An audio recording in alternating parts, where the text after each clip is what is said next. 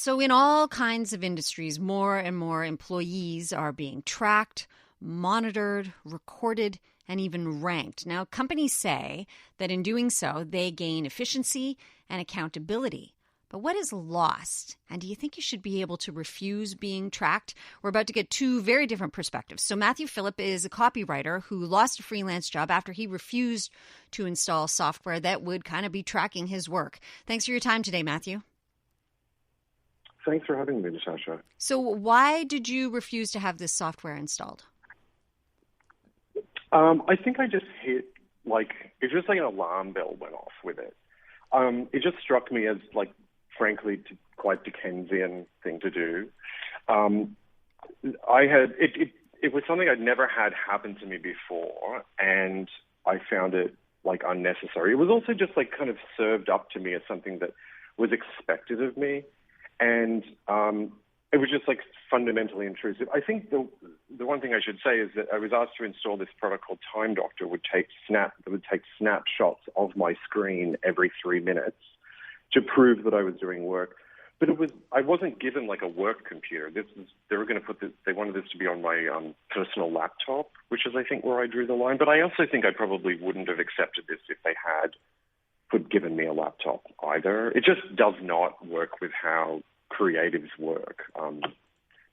Incredibly intrusive. Wow. When you say it took snapshots, it was going to take snapshots every 3 minutes. I think good grief, that's unbelievably invasive. And then when you talk about the creative process in what you do as a copywriter, part of that is that you work on paper. You're not necessarily, or maybe you're walking around a room thinking of ideas, right, Matthew? 100%. Yeah, 100%. You just you're kind of almost never not working. Things come up all the time. I have a notepad. And for this particular client, I'd actually spent quite a lot of time writing on paper, nowhere near my laptop, because you're actually a better writer when you write by hand. You're certainly a better editor when you edit by hand. So, none of that work would have counted, according to these people. They just sort of also seem to be the kind of people who just did not care about that. And it's really hard to impress people who just have no interest in what you're actually doing and just impose weird pressures on you that don't really apply to anything. So was it easy to say, no, thanks, I'm going to step away? And how did they react? Well, that was the thing. So I wasn't kind of wildly reactive about this.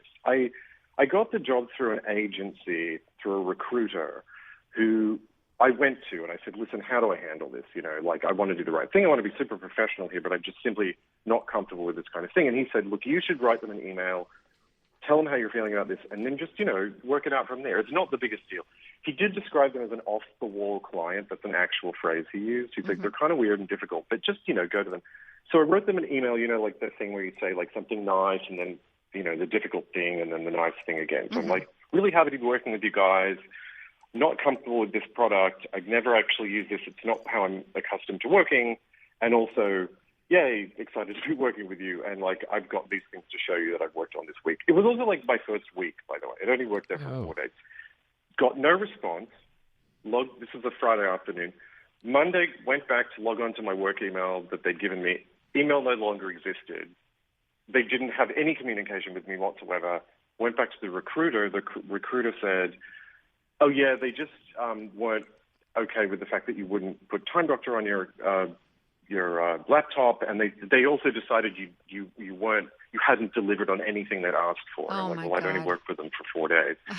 And so then they also said that because they just decided that I hadn't really done the work I'd handed in hadn't actually really taken me that many hours. So they decided they wanted to pay me half the money. Oh, great. That's so great. It was great. What a morning. So then I just went, absolutely not. If you try this, I will take legal action against you. And then they eventually did pay me. But it was good kind of crazy. Good for you. But that's thing. I never actually Yeah. It's just kind of ridiculous to be put through that when you're trying to do the job. Okay, I want to get a completely different perspective on it. That was Time Doctor, a specific app that would take these pictures. I want to speak with Tommy Weir.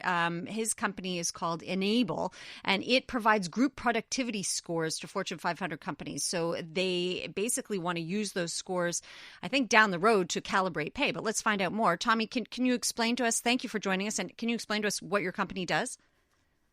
Absolutely. And I do want to make a quick distinction inside here, which is the time monitoring has nothing to do with productivity.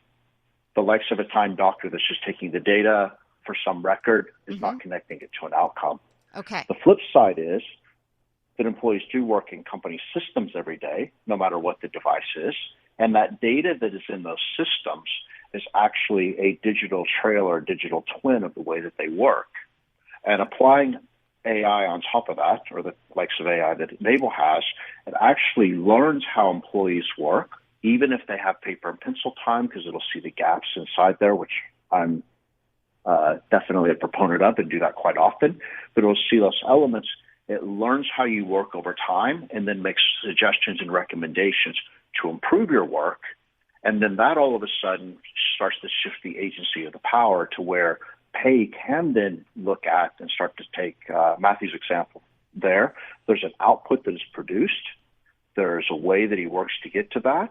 And if he could get to there in 2 days instead of 4 days, that should be taken into consideration in his compensation as well. Any similar concerns with this software, though, that that it is intrusive or invasive? Have you had any concerns on that front, Tommy? No, not at all, because we're not taking screenshots. We're not keeping up with keystrokes. We have a very hard and fast policy that we will only use the data with the companies we work with that is in the systems that they provide the licenses for. So if somebody switches over and decides, I don't know, to go shopping in the middle of the day or watch Netflix or even take a nap, from our perspective is we're looking at the productivity of the way that you work.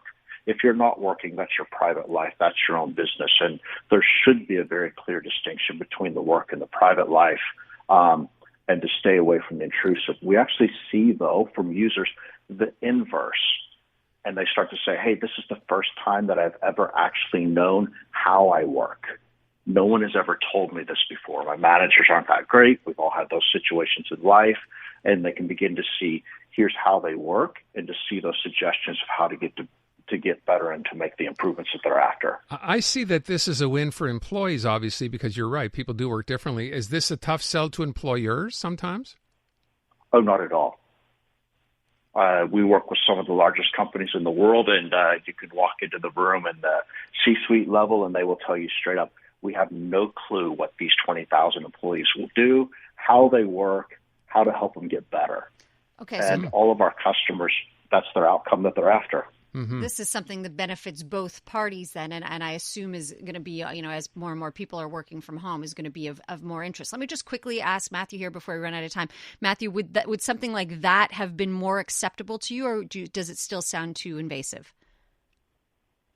I mean, I just don't know the extent to which it can really be, like the kind of work that I do, and like I work with designers, and I would say that a lot of designers are the same. It's like you can't really measure it in that way as easily, because so much of the work that you're doing is so subjective, and it's not all just data like we got from here to here. It's not as measurable. I mean, I can see that some jobs certainly would benefit from this kind of measuring, and I also have to say I'm all for feedback, and I'm all for measuring performance and deadlines and accountability, but it's just like, maybe from humans rather than from machines. I'm sorry to cut you off, but we've got to get to news. Yeah. I very much appreciate both of your time today.